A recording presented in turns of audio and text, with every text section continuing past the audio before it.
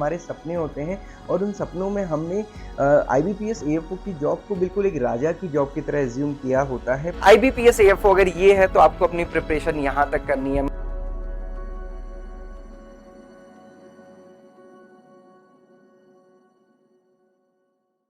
BSc agriculture करने के साथ साथ हम कुछ सपने देखते हैं और उसमें एक सपना होता है सरकारी जॉब का।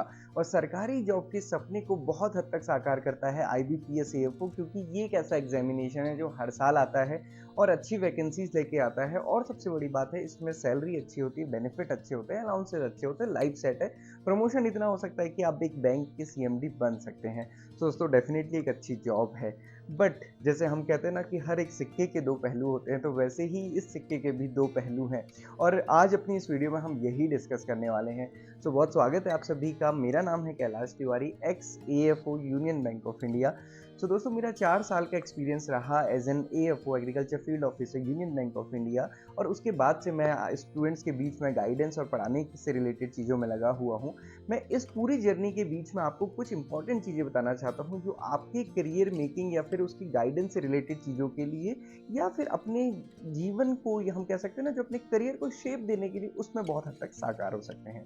सबसे पहले तो समझिए कि आज जब मैं इस बात को करने वाला हूँ कि एक सैड रियलिटी है IBPS AFO जॉब की, तो वो क्या है? वो जॉब की सैड रियलिटी ही यही है कि जो स्टार्टिंग में मैंने आपको बताया कि हमारे सपने होते हैं और उन सपनों में हमने IBPS AFO की जॉब को बिल्कुल एक राजा की जॉब की तरह एज्यूम किया होता है। बट जैसे ही हम ट्रेनिंग के बाद या फिर ट्रेनिंग के दौरान ही हमें काफ़ी हद तक रियलाइज़ हो जाता है, और उसके बाद जब आप एक्चुअल में ब्रांच में पहुंचते हो, तो वो जो एक पूरा गुब्बारा था हवा का, वो पूरा की पूरी हवा रिलीज हो जाती है और आपको एक्चुअल में रियलिटी दिखने लगती है।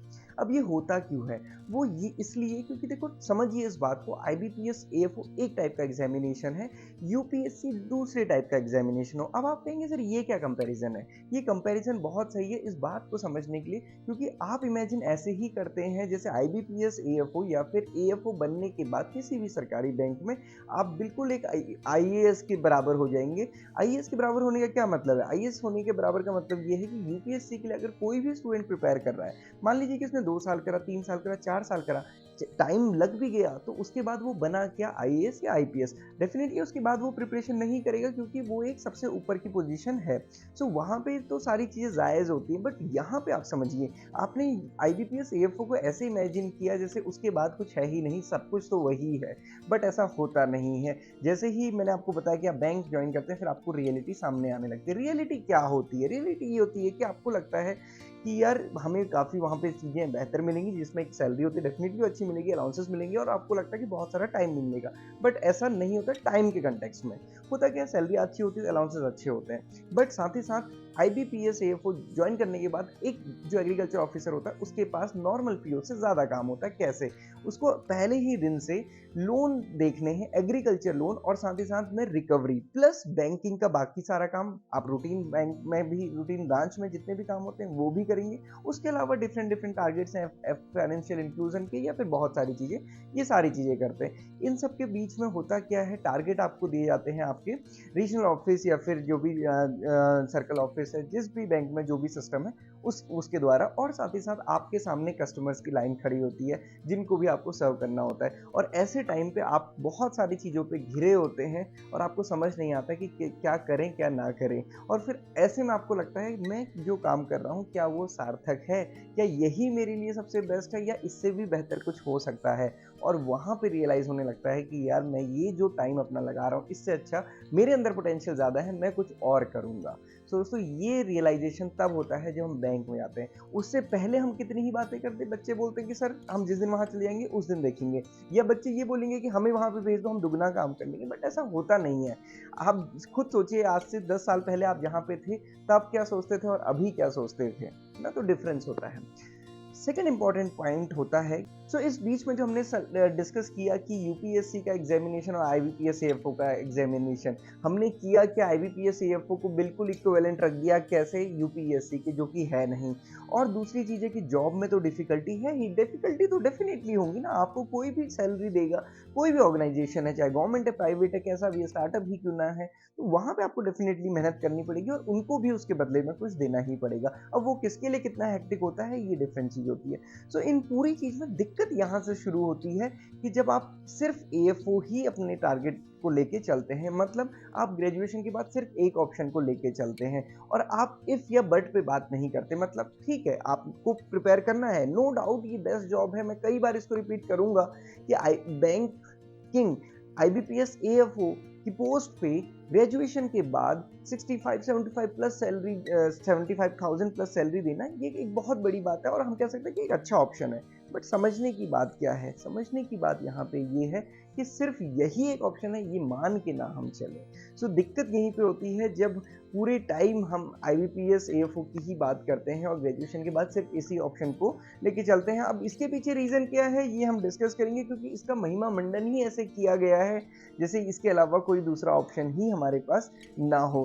तो दोस्तों ये थे हमारे पास 3 मेजर चीज़ें जो आपको समझनी है कि आईबीपीएस, एएफओ ही सब कुछ नहीं है और यही है इसकी सैड रियलिटी की सबसे बड़ी चीज़ ये है कि हमें लगता है कि आईबीपीएस, एएफओ बन जाएंगे तो बस सब कुछ बहुत अच्छा होगा, बट जिस दिन आप ज्वाइन करेंगे उस दिन आपको लगेगा यार अब तो आगे हमें दूसरा एग्जाम के लिए शुरू करना है। तो ये एंड नहीं है। और होता क्या है, प्रिपरेशन पूरे टाइम एएफओ की करते हैं, उसके अलावा ना हम इधर देखते हैं ना उधर देखते हैं। दूसरी चीज़ क्या है, जॉब में डिफिकल्टी डेफिनेटली होंगी, पोस्टिंग्स कहीं पर भी मिल सकती हैं, वही सबसे बड़ा इशू हो जाता है अगर आपको पोस्टिंग बहुत दूसरी जगह मिल गई। तीसरी चीज़ ये होता है कि जब आपने कुछ और प्रिपेयर किया नहीं, केवल आईबीपीएस, एएफओ प्रिपेयर किया है और बैंक ज्वाइन करने का टाइम नहीं मिलता, तो आधी दिक्कत वहीं पे शुरू होती है। तो ये तीनों चीज़ को आपको बहुत अच्छे से समझना है। सो हमने बात की sad reality of IBPS, AFO job की। तो दोस्तों ये रियलिटी इतनी सैड क्यों है, या फिर आपने सुना होगा उन स्टूडेंट से जिन्होंने ज्वाइन कर लिया है, वो कहते हैं कि ये चैलेंज है, वो चैलेंज है, या फिर वो किसी दूसरे एग्जामिनेशन के लिए टारगेट करते हैं। वो 3 रीज़न मैं आपको बता चुका हूँ, बट मैं 3 रीज़न बताऊंगा जिसकी वजह से ये मेजर इश्यू आज के टाइम पे स्टूडेंट्स के सामने होता है और ऐसे में क्या करना चाहिए, फिर हम उसको डिस्कस करेंगे। सो 3 रीज़न में जो सबसे बड़ा रीज़न है वो है लैक ऑफ ट्रू गाइडेंस या फिर लैक ऑफ क्लियर गाइडेंस। आज के टाइम पे हमारे पास गाइडेंस के सोर्स क्या है? सबसे पहला सोर्स होता है हमारे सीनियर्स या हमारे सामने जो सक्सेस स्टोरीज होती है। दूसरी हमारे पास सोर्स होता है जो हमारे टीचर्स होते हैं, जो हमें बताते हैं, या फिर किसी कॉलेज का कोई एक ट्रेंड होता है। तीसरा इंपॉर्टेंट होता है रीजन जो आज के टाइम पे है गाइडेंस का सोर्स, वो होता है सोशल मीडिया या फिर यूट्यूब, जिसे मैं कहता हूँ कि जो छपरी मीडिया है या फिर छपरी सोशल मीडिया। क्यों ऐसा है? क्योंकि इसमें आप देखोगे ऐसे ऐसे टीचर्स हैं जो ग्रेजुएशन भी पूरा हुआ कि नहीं हुआ भगवान जाने, और वो एआरएस के लिए प्रिपरेशन करा रहे हैं। अब ऐसे में कैसे हो सकता है, आप खुद सोचिए। मैंने MSc in genetics and plant breeding किया, मेरी बहुत अच्छी रैंक उस टाइम पे थी, सेकंड रैंक मेरी उस टाइम पे थी। मुझे आज तक ये कॉन्फिडेंस नहीं है कि मैं किसी को एआरएस के लिए प्रिपेयर करा सकता हूँ, क्योंकि टाइम ज़्यादा हो चुका है, पोस्ट ग्रेजुएशन की मुझे टाइम हो चुका है। बट ऐसे में पता नहीं कुछ कुछ को इतना ज़्यादा कॉन्फिडेंस है कि वो कुछ भी पढ़ा देते हैं।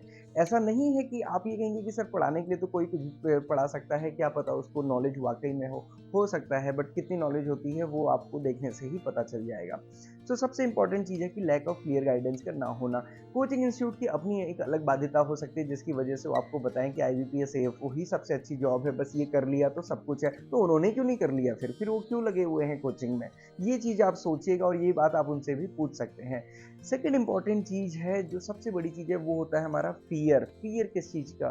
हमें लगता है कि ये गवर्नमेंट जॉब है जिसमें एक अच्छी सैलरी मिलेगी और कहीं अगर ये नहीं निकला तो मैं अनएम्प्लॉयड ना रह जाऊँ। प्राइवेट सेक्टर में मुझे इतनी अच्छी अपॉर्चुनिटी मिलेगी या नहीं मिलेगी? ज्वाइनिंग वहाँ 10-15 हज़ार से होती है, क्या आगे मैं उसमें कुछ अच्छा कर पाऊँगा कि नहीं कर पाऊँगा? और जो हम कहते हैं ना जॉब सिक्योरिटी, सबसे बड़ी बात होती है ये। तो वो जॉब सिक्योरिटी की वजह से हमें लगता है कि बस यही जॉब है, इसके अलावा कोई जॉब नहीं है। तीसरी इंपॉर्टेंट चीज़ है, ये आप ज़रूर फील करेंगे, भले ही आप एडमिट ना करो, बट आप मानोगे तो सही कि हम डरते हैं। डरते किस बात से? हम चैलेंज लेने से डरते हैं। IBPS, AFO relatively easy examination है एज कम्पेयर टू दूसरे एग्जामिनेशंस। क्यों इजी है? क्वांट्स, रीजनिंग, इंग्लिश, एग्रीकल्चर, केवल 4 सब्जेक्ट्स हैं। उसमें भी क्वांट्स, रीजनिंग, इंग्लिश ऐसा है जिसको बस कट ऑफ क्लियर करनी है, और आप सोचते ही ये हो कि बस जैसे तैसे मैं कट ऑफ क्लियर कर लूँ। आपकी इंग्लिश पुअर है तो आप ये नहीं सोचते हो कि मैं इंग्लिश अपनी अच्छी कर लूँ और ऐसी कर लूँ कि मैं कोई भी एग्जामिनेशन निकाल लूँ, बट आप क्या सोचते हो? कट ऑफ क्लियर हो जाएगी, बस काम हो जाएगा। मैं मेंस में चला जाऊँगा, मेंस तो मेरा अपना सब्जेक्ट है, उसमें तो मैं ऐसा कर दूँगा, वैसा कर दूँगा, जो कि होता नहीं है क्योंकि आईबीपीएस एएफओ का एग्जामिनेशन बहुत अनप्रेडिक्टिव है और उसके बाद इंटरव्यू भी बहुत बच्चे ग्रांटेड लेके चलते हैं, जिसमें कि बहुत दिक्कत फिर होती है। तो दोस्तों ये 3 मेजर रीज़न हैं जिसकी वजह से ये चैलेंज आता है कि जॉब जॉइन करने के बाद आप खुद को ज़्यादा लाचार महसूस करते हैं। बट वहीं पे एक स्टूडेंट ऐसा हो सकता है जिसने सारी चीज़ें की हैं या फिर अपनी प्रिपरेशन बहुत अच्छे से की है और न सिर्फ अपना पूरा 100% टाइम आईबीपीएस एएफओ को दे दिया बल्कि पोस्ट ग्रेजुएशन भी किया या फिर एबीएम किया, कुछ और भी किया, उसके पास अपॉर्चुनिटीज़ या ऑप्शन ज़्यादा हो जाते हैं। तो ये चीज़ आपको भी सोचनी है। सो स्टूडेंट्स, अभी तक हमने देखा कि क्या सैड रियलिटी है आईबीपीएस एएफओ एग्जामिनेशन की। हमने रीजन भी देखा कि क्यों हमारा जो हम कह सकते हैं हसीन सपने हैं वो एक सैड रियलिटी में तब्दील हो जाते हैं। अब हम जानेंगे कि क्या ऐसी 3 इंपॉर्टेंट चीजें हैं जिनको अगर हम कर लेते हैं तो ये सैड रियलिटी सैड नहीं रहेगी, कुछ ना कुछ आपके लिए हैप्पीनेस का सोर्स रहेगा। सो मेरी बातों को ध्यान से सुनिएगा क्योंकि आपने अभी तक बहुत ध्यान से सुना है, तो अब आप आगे भी इन 3 बातों को ध्यान से सुनिए। सबसे पहली चीज है कि जो हम कहते हैं कि आप थोड़ा सा डाइवर्स होइए। आईबीपीएस एएफओ अगर ये है तो आपको अपनी प्रिपरेशन यहां तक करनी है, मतलब कि आपको सिर्फ एक एग्जामिनेशन को टारगेट नहीं करना, सारे एग्जामिनेशन को टारगेट करना है। अब आप कहेंगे सर ये कैसी बात है, इससे तो हम फोकस ही नहीं कर पाएंगे, हमारी प्रिपरेशन नहीं हो पाएगी। ऐसा मैं बिल्कुल नहीं कह रहा हूं। आपको आईबीपीएस एएफओ के लिए क्वांट्स, रीजनिंग, इंग्लिश और एग्रीकल्चर पढ़ना है। क्या यही एक ऐसा एग्जामिनेशन है जिसमें ये सब्जेक्ट्स पूछे जाते हैं? नहीं, ऐसे बहुत सारे एग्जामिनेशन है जहां पे क्वांट, रीजनिंग, इंग्लिश पूछा जाता है, या फिर मैं कहूं बैंकिंग टाइप के सारे एग्जामिनेशन में ये सब्जेक्ट्स पूछे जाते हैं। फिर चाहे अब वो आईबीपीएस एएफओ हो, आईबीपीएस क्लर्क हो, एसबीआई पीओ हो, एसबीआई जूनियर असिस्टेंट हो, या फिर कोई भी और एग्जामिनेशन, इवन अभी एनएचबी का एग्जामिनेशन आया हुआ है। सो आप ये डिस्टिंग्विश या फिर हम कह सकते हैं कि डिफ्रेंशिएट नहीं करेंगे कि ये मेरे लेवल का नहीं है या इसके लेवल का है या फिर आईपीओ वालों का लेवल ऊपर होता है। देखो किसी में कोई डिफरेंस नहीं होता है। जब भी प्रिपेयर करना है तो ऐसे प्रिपेयर करना है कि मेरा कंसेप्ट बिल्कुल क्रिस्टल क्लियर होगा। क्रिस्टल क्लियर होने का मतलब यह है कि मान लो कि आपने आज एक टॉपिक पढ़ा, अब आप उसको किसी को भी समझा सकते हैं और आपको कोई कंफ्यूजन नहीं होगा। इट मींस आपका वो टॉपिक कंप्लीट है। आपने टॉपिक पढ़ा, कुछ क्वेश्चन आपसे हो रहे हैं, कुछ क्वेश्चन नहीं हो रहे हैं, इस टाइप के क्वेश्चन हो रहे हैं, उस टाइप के क्वेश्चन नहीं हो रहे हैं, ये प्रिपरेशन इनकम्प्लीट है। इससे कुछ फायदा नहीं होने वाला। इससे फायदा भी वैसा ही होगा कि आप मार्जिन में ही रहेंगे, आप डर में ही रहेंगे, फिर कोई फायदा नहीं है। एक चीज मैं हमेशा आपको बताता हूं, देखो स्टार्टिंग से मैं कह रहा हूं कि आईबीपीएस एएफओ इतना बड़ा कोई एग्जामिनेशन नहीं है जिसके लिए कि पूरा साल लगा के प्रिपरेशन करने की जरूरत है। आप अपने एमएससी के साथ, एमबीए के साथ, अपनी जॉब के साथ बहुत अच्छे से कर सकते हो और आप अकेले नहीं होगे। मैक्सिमम बच्चों ने ऐसा ही किया हुआ है, जितने भी सेलेक्ट होते हैं। आप देखो बहुत बच्चों ने एमएससी होती है, फिर आप कई बार आप लोग पूछते भी हो क्या सिर्फ एमएससी वालों का ही सिलेक्शन होता है? एमएससी वालों का ही सिलेक्शन नहीं होता, ये वो बच्चे होते हैं जो प्रिपरेशन के साथ साथ एमएससी भी कर लेते हैं। तो ये चीज समझने की बात है थोड़ी सी। तो मैं आपको क्या बताना चाह रहा हूं कि जब आपने आप पूरा टाइम लगा ही लिया है तो जो एमएससी वाले बच्चे उनसे थोड़ा सा कुछ आप पे स्पेशल हो, वो क्या हो, आप कम से कम ऐसी प्रिपरेशन करें कि आपके पास एएफओ के अलावा और ऑप्शंस भी खुल जाएं, ये ध्यान रखिएगा। दूसरी इंपॉर्टेंट चीज है कि गाइडेंस सही जगह से लीजिए, कहीं से भी गाइडेंस मत लीजिए। जैसे मैंने स्टार्टिंग में भी कहा कि ये देखो छपरी सोशल मीडिया, छपरी का क्या मतलब है कि कुछ भी लॉजिकल बन जाएगा, जैसा लॉजिक दे दो वैसा हो जाएगा। और होता भी क्या है ना, हम वो सुनना चाहते हैं जो हमें अच्छा लगता है, हम वो नहीं सुनना चाहते जो हमें चैलेंजिंग लगती है। और मेरी बातें आपको कई बार चैलेंजिंग लगती होंगी क्योंकि मैं आपको चैलेंज ही देता हूं। देखो मैं आईबीपीएस एएफओ या फिर मैंने एएफओ में जॉब की है तो मुझे वो सारी चीजें पता है ना। तो ये चीजें आपको समझनी है कि देखो क्या होता है, जॉब लगने से पहले आप वो चीजें समझना नहीं चाहते और जॉब लगने के बाद फिर स्टूडेंट्स डिफरेंट टाइप की बातें करते हैं या फिर वो पूछते हैं कि सर आगे आप क्या कर सकते हैं। तो उस समय मान लीजिए आपकी भी वो सिचुएशन होती है तो आपके पास वो बेस रहे, तो वो तभी आएगा जब आपकी गाइडेंस सही होगी। सिर्फ ये नहीं है कि किसी टीचर ने कुछ बोल दिया और आपने बहुत मीठी मीठी बातें सुन के बस लग गए। किसी से भी कोई भी बात सुन रहे हैं, मेरे से भी बात सुन रहे हैं, तो आप उसको एक चैलेंज समझिए। और जब आप किसी भी चीज को चैलेंज लेंगे तो आपके माइंड में क्वेश्चंस आएंगे और वो क्वेश्चन पूछिए। जरूरी नहीं कि आप इस वीडियो के नीचे मुझे सर थैंक यू बहुत अच्छा ही लिखे, आप कुछ भी क्वेश्चन लिख सकते हो। आपको कुछ भी इसमें लगता है कि चैलेंजिंग है, आप वो भी लिख सकते हो, सो दैट कि मैं आपको उसकी चीजों पे आंसर कर पाऊं। तो ये चीज होती है कि आप सोचने पे मजबूर हो। गाइडेंस का मतलब वो होता है, गाइडेंस का मतलब ये नहीं होता कि बस आप अच्छी अच्छी बातें सुने और ऐसी बातें सुने कि बस आपका सीना फूल जाए। उससे कुछ फायदा नहीं होने वाला। चीजें रियलिस्टिक होनी चाहिए। मैं वही कह रहा हूँ बार बार कि देखो चीजें जो हमें सुनने में अच्छी लगती हैं, या देखो जैसे हम कहते हैं ना कि जो भी हमारी चीजें सेंसेस को अच्छी लगती हैं वो जनरली हमारे लिए पॉजिटिव नहीं होती। जैसे गुलाब जामुन हमें अच्छे लगते हैं, बट आपको पता है कि बॉडी पे उसका कितना साइड इफेक्ट या फिर इल इफेक्ट्स होते हैं, तो ये बात आपको ध्यान रखनी है। और तीसरी इंपॉर्टेंट चीज है जो मैंने आपको बताई, वो ये है कि आप अपने कंसेप्ट्स पे ध्यान रखिए। चाहे एग्रीकल्चर पढ़ रहे हैं, चाहे जीए पढ़ रहे हैं, चाहे ईएसआई पढ़ रहे हैं, चाहे क्वांट्स रीजनिंग इंग्लिश पढ़ रहे हैं, कंसेप्ट्स बनाइए। सिर्फ ये नहीं कि एग्जामिनेशन है बस उसके लिए पढ़ लिया, रट लिया। रटने से कभी कुछ नहीं फायदा होने वाला होता है। रटने की वजह से कंफ्यूजन होते हैं और आते आते क्वेश्चन गलत होते हैं। अगर एक बार कंसेप्ट बन जाएंगे लॉन्ग लास्टिंग रहेंगे। अगर आप ये समझ लेते हैं, जैसे मैं सिंपल एग्जांपल दूं, अभी सीसीआई का एग्जामिनेशन चल रहा होने वाला है और हमने कई सारे अपने सेशंस किए, तो मैं एंटोमोलॉजी में बताता हूँ कि देखो अगर आप किसी भी इंसेक्ट के बारे में आप ये समझ लो कि ये इंसेक्ट इस ऑर्डर में है और उस ऑर्डर के फीचर क्या है, क्योंकि ऑर्डर तो 3-4 ही हैं जो हमारे प्लांट के पॉइंट ऑफ व्यू से इंपॉर्टेंट हैं। अगर आपको उनके कैरेक्टरिस्टिक पता है तो आप इजीली आंसर कर दोगे। आपको पता चल जाएगा उसकी लाइफ साइकिल कैसी है, आपको पता चल जाएगा उसका माउथ पार्ट कैसा, तो इंडिविजुअल नहीं रटना पड़ेगा ना। सिमिलरली डिजीजेस में है, अब होता क्या है हम यही नहीं पढ़ते, हम इंडिविजुअल रटना शुरू कर देते हैं, इसीलिए हमारे लिए चीजें डिफिकल्ट हो जाती हैं। ऐसे बहुत सारे इलस्ट्रेशन है जो मैं आपको दे सकता हूँ, बट ये 3 चीजें ध्यान में रखिए। सबसे पहली चीज है कि सारे एग्जामिनेशन को टारगेट कीजिए, सिर्फ आईबीपीएस एएफओ नहीं, POB, SBI, POB, SBI, junior assistant भी, एनएचबी भी, नाबार्ड भी, आरबीआई भी, कोई अंत नहीं होना चाहिए। ऐसा नहीं होना चाहिए कि मेरा लेवल ये है। आप कौन होते हैं अपने आप को देखो। भगवान ने जब सबको बनाया तो आपने अपने आप को कैसे डिफाइन कर लिया कि आपका लेवल कम होगा। तो ये चीज ध्यान रखिए। और दूसरी इंपॉर्टेंट चीज है कि आपको गाइडेंस सही लेनी है। गाइडेंस जब आप ले रहे हैं तो आप आत्ममंथन भी कीजिए, क्या वो सही है, क्या यही एक ऑप्शन है, क्या इससे बेटर कुछ नहीं हो सकता, क्या आईबीपीएस एएफओ ही जीवन है और भी इसके आगे कुछ नहीं होता, या इसके आगे होता है तो फिर वो क्या होता है। और तीसरी चीजें कि अपने कंसेप्ट पे ध्यान दीजिए, क्योंकि कंसेप्ट अगर आप बनाएंगे तो आपको लॉन्ग टर्म में बहुत बेनिफिट होगा। सो ये 3 बातें थी और ये पूरी बातें मैंने आपको इसलिए बताई ताकि आप सिर्फ इस तिलिस्म में ना जिए कि जो है यही एग्जामिनेशन है। डेफिनेटली इसकी प्रिपरेशन करनी है, अच्छे से प्रिपरेशन करनी है, सिलेक्शन लेना है, क्योंकि ये भी नहीं कहना है कि अंगूर खट्टे हैं। डेफिनेटली जैसे मैंने कहा कि सीसीआई में भी सिलेक्शन लेना है, इसमें भी सिलेक्शन लेना है, बट हमें ये ध्यान रहे कि वास्तविकता क्या है। जो भी हम करें वो होश पूर्वक करें और हम उसको जितना वो एग्जामिनेशन है उतना ही समझ के करें। अननेसेसरी जो एग्जाम यहाँ पे है उसको हम यहाँ पे ना सोचें, क्योंकि जब आप यहाँ पे पहुंच जाएंगे ना उसके बाद आपको लगेगा कि इसके ऊपर तो अभी बहुत कुछ बाकी है, तो वो फिर एक बहुत हमारे लिए हम कह सकते हैं कि चैलेंजिंग हो जाता है। इसलिए ये सारी चीजें आपको समझनी है। डेफिनेटली प्रिपेयर कीजिए, पॉजिटिव रहिए, कॉन्फिडेंस में रहिए, एग्जामिनेशन जरूर क्लियर होगा इन बातों को ध्यान रखेंगे तो। बट अगर हसीन सपनों में ही रहेंगे चीजों को समझते हुए तो चीजें मुश्किल होंगी, और जब बड़े लेवल पे आप चीजों को सोचेंगे तो सारे ही चीजें क्लियर होंगी।